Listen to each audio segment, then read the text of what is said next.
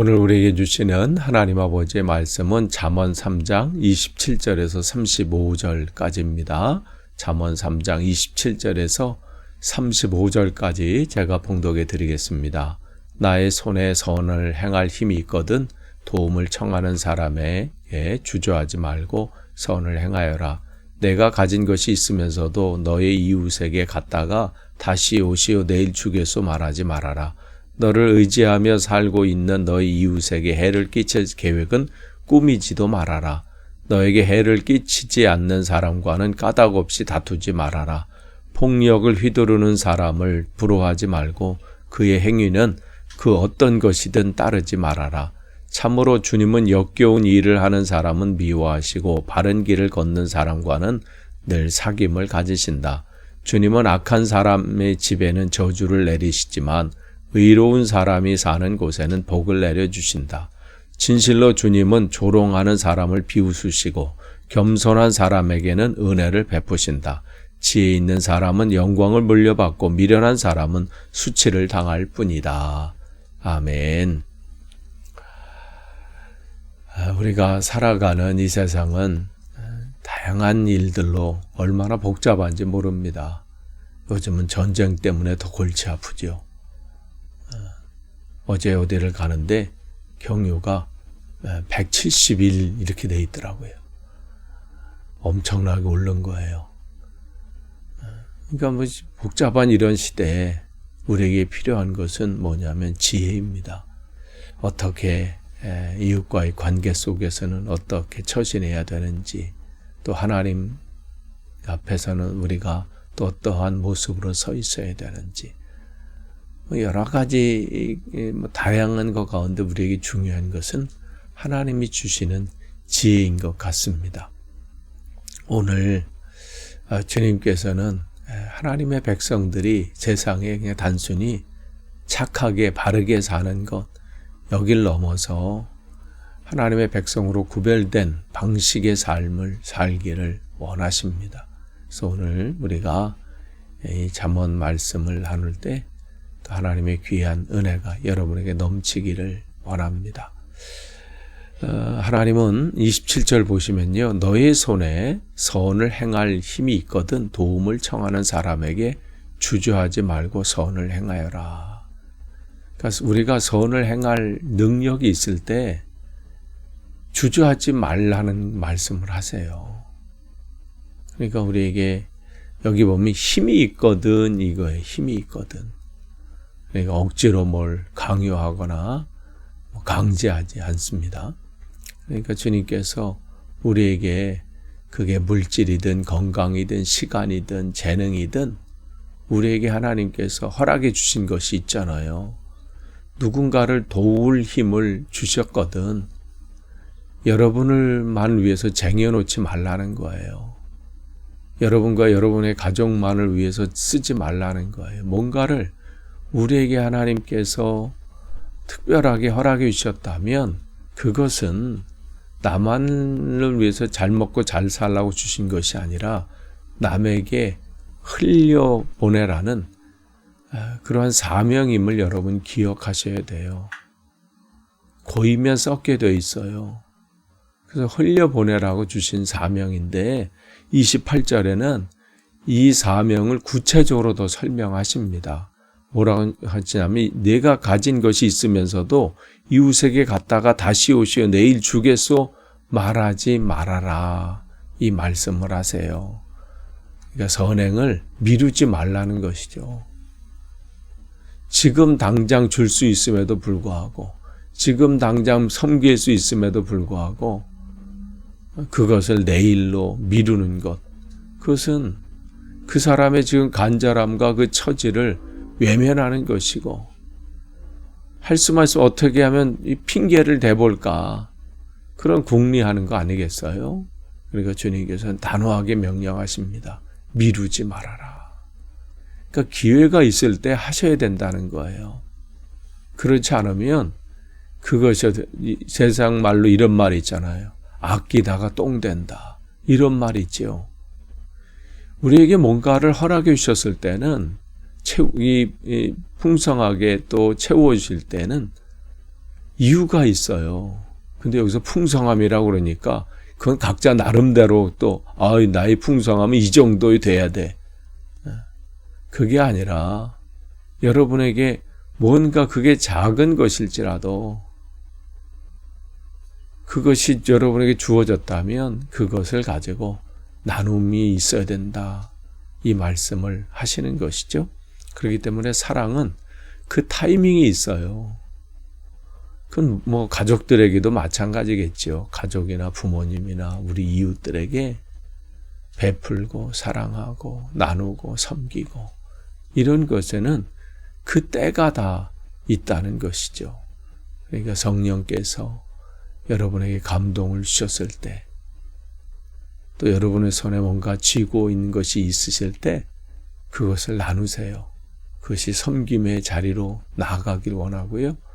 또 구제하는 손길이 되기를 축복합니다. 29절과 또 30절에 이웃과의 관계에서 이제 신뢰를 깨뜨리지 말아라. 또 이웃과의 관계는 또 어떻게 해야 되는지를 또 우리에게 말씀해 주시죠. 나를 믿고 의지하는 곁에 있는 이웃을 해치려거나 또 아무런 이유 없이 다투려 하지 말아라. 그러니까 그리스도인들은 평화를 만드는 사람이어야지 이 문제를 일으키는 사람이어서는 안 돼요. 피스메이커가 돼야 됩니다. 근데 세상은 어떻게 해서든 자기 이익을 위해서 관계를 깨뜨리고 분란을 일으키고 분열을 일으키고 시끄럽게 만들잖아요. 근데 여기서 또 말씀하시면 31절에서 32절 보시면 하나님은 여기 뭐라고 했어요? 31절에 폭력을 휘두르는 사람을 부러워하지 말고 그의 행위는 그 어떤 것이든 따르지 말라. 이렇게 경고하십니다. 세상을 살다 보면 때때로 악하고 폭력을 행하는 그런 방법을 쓰는 사람들 보게 되고 또 그 사람들이 또 잘 되는 것처럼 보여요.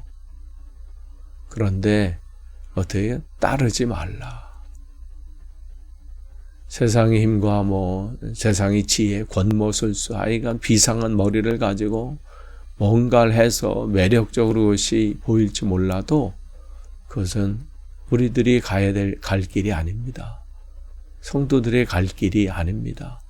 그 길 앞에선 단호하셔야 돼요. 왜 그렇습니까? 32절에 왜 그 악한 길에서 단호해야 되는지를 분명하게 말씀하세요. 주님은 역겨운 일을 하는 사람은 미워하시고 바른 길을 걷는 사람과는 늘 사귐을 가지신다. 여기서 사귐이라고 하는 이 단어는요. 어떤 의미가 거기 뉘앙스가 있냐. 우리가 친구, 사귈 때는 친구 이런 개념이잖아요. 어떤 친구냐. 그냥 알고 지내는 친구 정도가 아니라 비밀, 내가 정말 말하지 못하는 그 비밀까지 나누는 친구, 이 얘기가 여기 담겨져 있어요. 여러분 예레미야 33장 3절에도 그렇잖아요. 너는 내게 부르짖으라. 그러면 어떻게 해서 내가 알지 못하는 크고 비밀한 일, 그것을 은밀한 일, 그것을 우리에게 말씀하시겠다고 하시잖아요. 그럼 어떤 사람이 부르짖을 때 내 욕망과 욕심 때문에 주님 이거 채워주세요, 해결해 주세요, 이거 해줘야 됩니다. 이런 사람이 아니에요.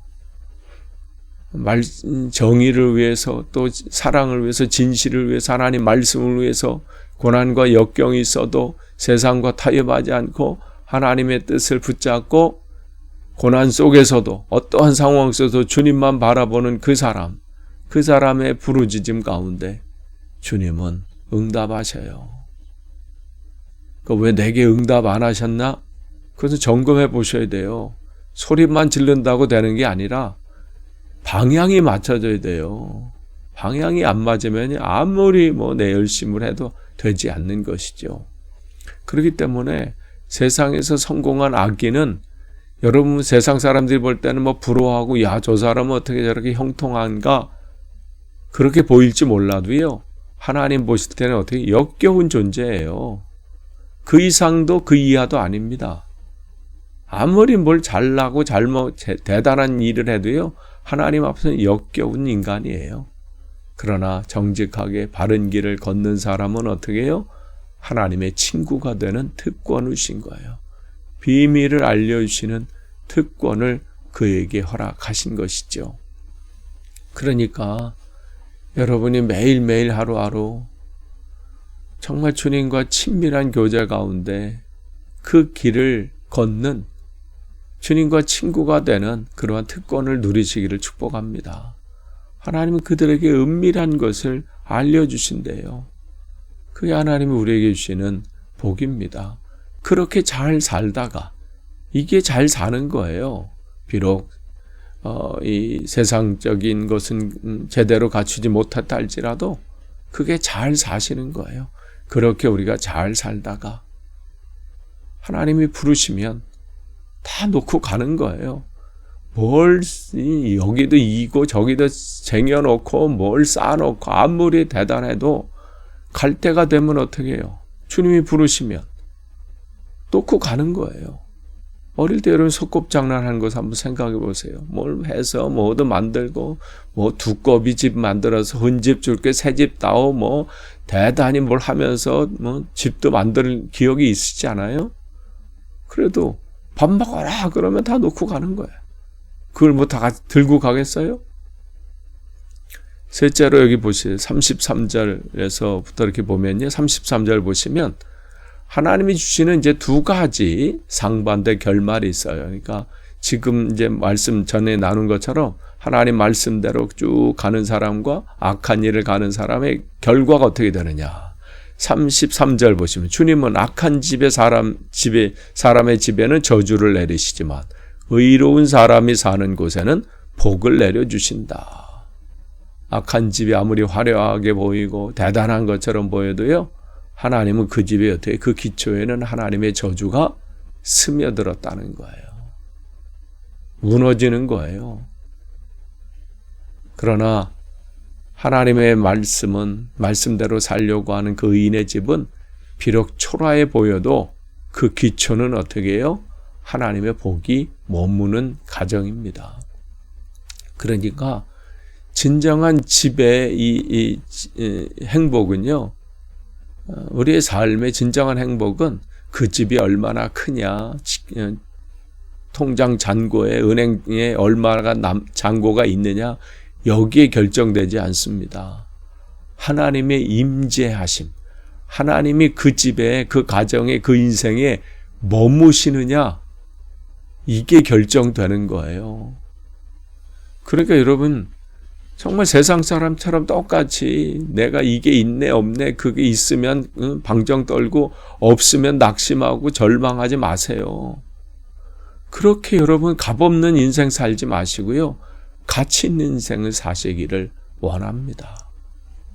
그러면서 34절에 주님께서는 중요한 말씀을 하세요. 진실로 주님은 조롱하는 사람을 비웃으시고, 개역개정에는 거만한 자라고 했었어요. 거만한 자를 비웃으시고 겸손한 사람에게는 은혜를 베푸신다. 교만한 자는 남을 조롱해요. 저거밖에 안 되느니 뭐 저거밖에 인생은 저렇게 사니 왜 저렇게 찌질하게 사니 뭐 별걸로 다 조롱할 수 있지 몰라도 하나님은 뭐라 그래요? 그 조롱하는 사람을 비웃으신다. 이 말씀을 하세요. 교만한 자를 비웃으시고 거만한 자를 주님은 비웃으신다. 그러나 하나님 앞에서 겸손히 자기를 낮추는 자는 어떻게 해요? 그가 감당할 수 없는 은혜를 베풀어 주신다. 이게 하나님의 약속입니다. 그러면서 35절에 최종 결론의 말씀을 하세요. 지혜 있는 사람은 영광을 물려받고 미련한 사람은 수치를 당할 뿐이다. 그러니까 인생의 마지막에 이게 성적표예요. 이 결과지를 받는다는 것이죠. 올곧게 하나님 말씀대로 사는 자에게는 하나님의 영광 가운데 들어가게 하셔요. 아니, 그러니까 계속해서 예수님께서 성경을 통해서 우리에게 약속하신 거 아니에요? 주님의 잔치 자리에, 영광의 자리에 함께 있을 것이다. 오늘 내가 십자가 그 옆에서 같이 있던 그 한 강도에게 말씀하시잖아요. 오늘 내가 나와 함께 낙원에 있을 것이다. 근데 그렇지 않은 사람은 어떻게 해요? 수치를 당하는 거예요. 슬피 이를 갈며 어두운 가운데 거한다. 말씀을 분명히 하셨어요. 이게 제가 하는 말이라면 여러분 뭐 믿을 필요 없으시죠. 그러나 예수님께서 분명하게 말씀을 하신 거예요. 그렇다면 여러분 오늘 어떻게 사시겠어요? 여러분이 손에 작은 것이라도 나누세요. 베푸세요. 계속 나는 없다 해서 나는 아직 없어서 베풀지 못해요. 아니에요. 다 갖고 계세요. 한번 점검해 보세요. 여러분이 없다고 착각할 뿐이에요. 다 하나님이 주셨어요. 그래서 어마어마한 걸 나누라는 게 아니에요. 작은 거 나누세요. 그리고 그것을 미루지 마세요. 작은 것이라도 지금 실천하시고 또 하나님 보시기에 바른 길을 묵묵히 가세요. 아무도 그 길을 가지 않는다고 해도 여러분만이라도 가시면 돼요. 그게 좁은 길입니다. 그러면 주님은 여러분과 친구가 되어주세요. 그래서 깊은 사귐이 있고요. 주님의 비밀을 여러분 알게 되실 겁니다. 아무쪼록 오늘 그런 복된 하루 되시기를 축복합니다. 기도하겠습니다. 하나님 감사합니다. 오늘도 주신 하루 주님의 은혜로 시작합니다. 우리에게 기회를 주신 이 하루 잘 살게 하옵소서. 주님과 온전히 동행하는 복된 하루 되게 하옵소서. 예수님의 이름으로 기도합니다. 아멘.